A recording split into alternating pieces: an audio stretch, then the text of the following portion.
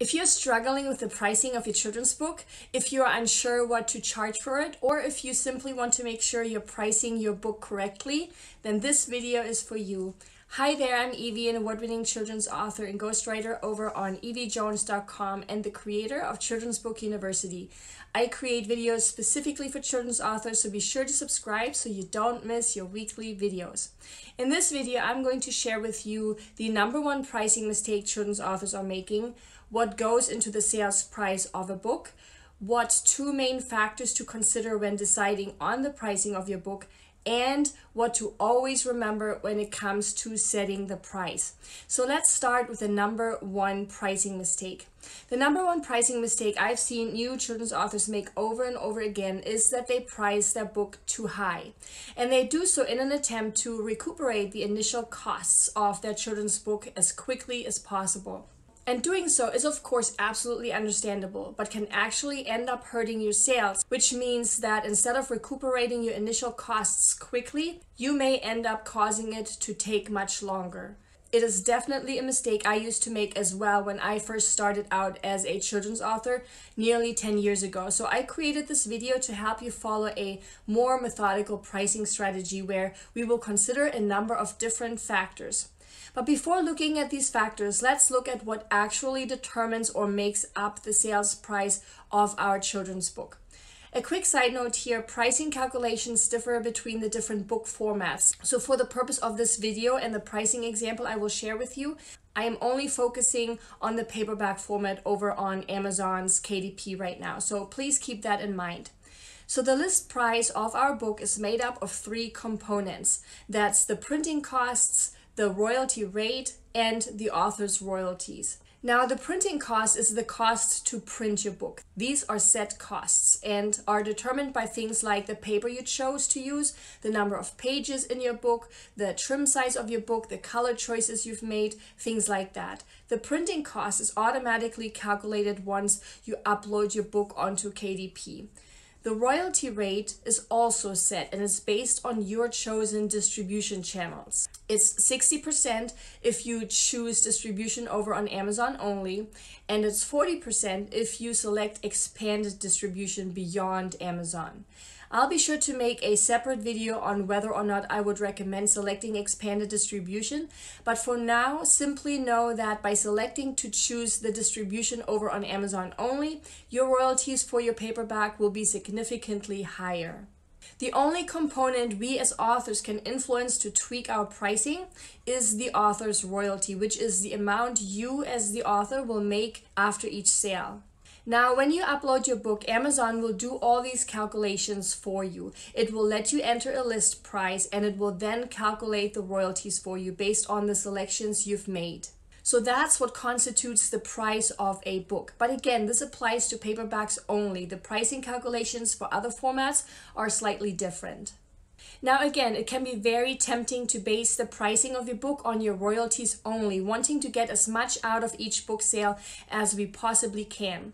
But by doing so, we might actually make your book too expensive. By doing so, by paying attention to your royalties only, you might actually end up hurting your book sales. So I would like us to look at the 2 main factors that can help us with the setting of our book price. #1, when determining our book price, we will want to make sure we are pricing our book competitively.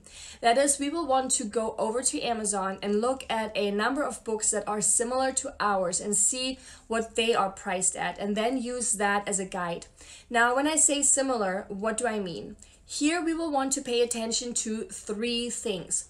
First, the books we are comparing our book to should be for the same age group. And that's because books for the same age group usually have a similar build, meaning they have about the same number of pages and illustrations. Second, the books we are comparing our book to should also be in the same format as well as in a similar trim size, meaning you will want to compare paperbacks with paperbacks and ebooks with ebooks, for example, and find books that have a similar size to our own book. And third, we should also pay attention to the author name. Generally, the more known the author, the higher a buyer's willingness to pay higher prices. So those books might not be the best guide for us. So be sure not to pick a book that is written by a celebrity like Kristen Bell or Kelly Clarkson, for example. So as a new or unknown author, it would be hard to successfully charge premium prices. So look at the pricing of similar titles. Number 2, when determining our book price, we will want to be aware of the pricing differences between the different book formats.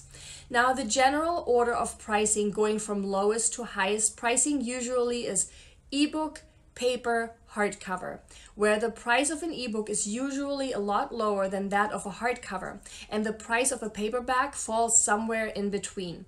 And that's mainly due to the costs associated with the creation and distribution of each of these formats. So when we are pricing our different book formats, we will want to follow that general guideline of going from low to high.